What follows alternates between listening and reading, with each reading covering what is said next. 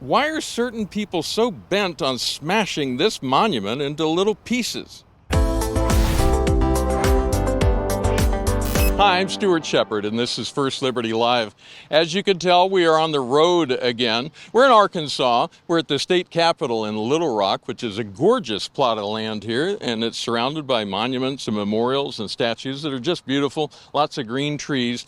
By the way, thank you for liking and sharing our videos. You are an important part of this project, and we appreciate the fact that you find these conversations interesting enough that you want to share them with your friends and family.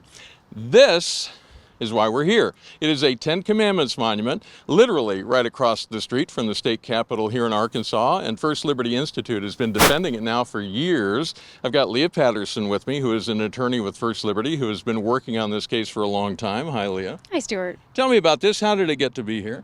Well, several years ago, the Arkansas State Legislature authorized the state to accept the donation of this monument, which is patterned after the Texas Ten Commandments monument. Which was the Van Orden case, as I recall, which happened many years ago. First Liberty had an amicus brief on that one, I think, if I remember right. This is not the original Ten Commandments monument, though. Tell me about the very first one. It is not. So in 2017, less than 24 hours after the original monument was placed, a man ran into it with his pickup truck and destroyed it. Wow, just smashed it to pieces. I've seen shots of it, and it's just broken all over. But they raised more private funds and put it back in place, right? That's right. So this monument has been here since 2018. Okay. Now, that was a challenge, the guy who hit it with this truck, but there are legal challenges that came rolling in. Those of us who follow this, we're not surprised by that, but tell me who brought the challenges and what's their case?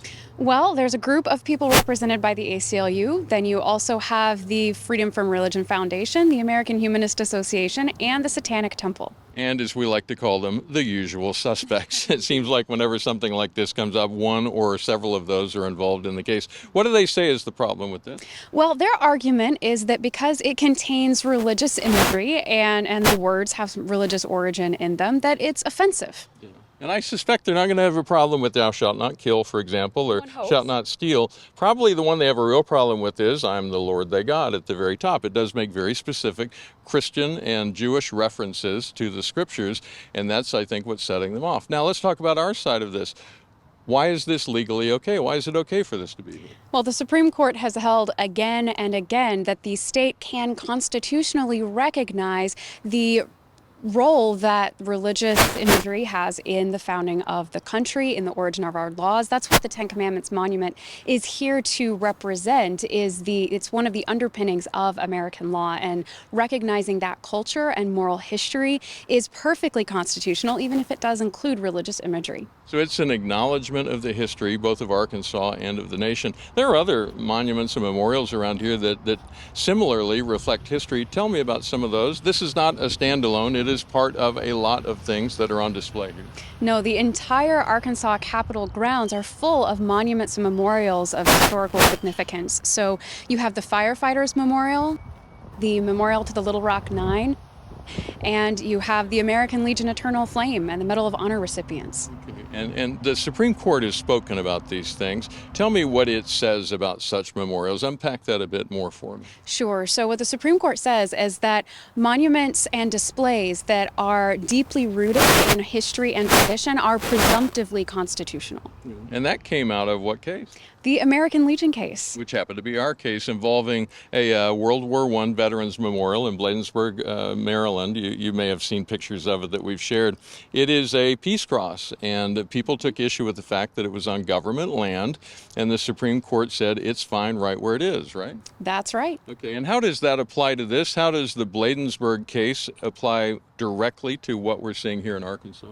Well, the principles that the Supreme Court established, that the monuments are presumptively constitutional if they're deeply rooted in history and tradition. Actually, the Supreme Court specifically gave Ten Commandments monuments like this one as an example of monuments that are deeply rooted in history and tradition and thus presumptively constitutional. So why does this case continue? You would think it would just be tossed out at that point. Well, there's always some little bit of difference that people can argue over, more importantly, that lawyers can argue over. So that's why we're here again. Okay. Another aspect of this, and I say this to help all of us understand the work of First Liberty and what we do. Another case that applies somewhat to this because of what was decided in it, is the Coach Kennedy case. Here you've got a football coach who wants to take a knee by himself on the 50-yard line for a quiet prayer after games. Most people would say, I don't see a relationship between that and the Ten Commandments monument, but the reasoning in that decision is what overlaps with something like this. That's right. Specifically, the Supreme Court explained that it was rejecting the Lemon test. Now, that was an old test that used to invalidate anything that seemed to endorse religion. And that's really hard to tell what's endorsing religion and what's not. And it resulted in a lot of monuments being removed from public land inappropriately. It also set up the idea of the offended observer, which I guess is what they're claiming here, that they're offended by seeing this on government land. That's right. Yeah. So, and that decision, and this is the important part, and I want to have you talk about that a bit too. Often you'll hear about the cases First Liberty does, and you might think, well, that's good for the coach, but I don't see what it does for me. It's good for the parents in Maine, but what does it do for me?